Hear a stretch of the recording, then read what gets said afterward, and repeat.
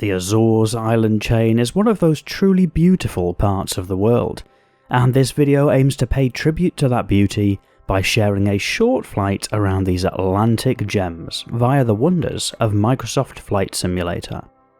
I'm Forrester, and through this humble tour around the islands you can look forward to some glorious 4K cinematic footage, and of course you might personally like to take the same flight in the simulator. And if you're doing that, well, you might be interested in the route being plotted. The flight starts out at the main airport on Sao Miguel Island, turning to the south after departure to overfly Santa Maria. Then the flight turns 180 degrees to overfly Terceira and Graciosa in the central group, before continuing south, skirting past Mount Pico and Faial.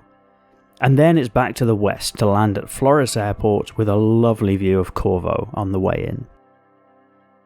As the flight departs from Sao Miguel Island, you might be surprised to find out that almost 250,000 people live on these islands, despite being some 900 miles or so from mainland Portugal. Sao Miguel is the largest of these volcanic islands, but is typical in the natural beauty that it showcases. In part, that's due to the somewhat unique climate, heavily influenced by the Gulf Stream, which means that the Azores offer consistently mild conditions for much of the year round. Of particular note on Sao Miguel are the fantastic lakes, which look truly special, but also hint at some of the volcanic activity that has shaped these islands over the years. As the flight turns south, the island of Santa Maria becomes the next focus, with white sandy beaches welcoming the attention. Santa Maria is the southernmost part of the flight. From the skies, the airport is an obvious and evident feature, although there are also beautiful natural parks and forest reserves maintaining much of the natural beauty of the island. From Santa Maria, there's a long stretch of oceanic flight, covering the distance to Terceira. That's probably a good point to suggest that if you're enjoying this video, you might like to press that like button. I love exploring the world and making these flight simulator videos, but it's hard to know if you're enjoying them as much as others, so the like button really helps me to work out what to make more of. And with that, and the help of time acceleration, we approach the island of Terceira in the central belt of the Azores.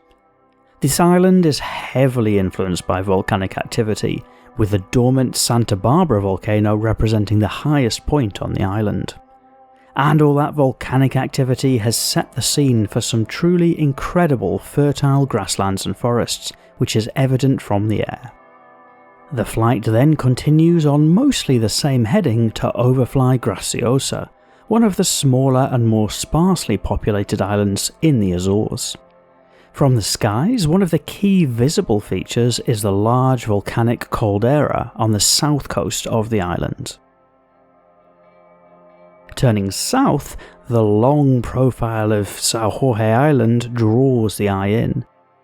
Notable are the relatively high cliff faces that emphasise the height of the landmass above sea level.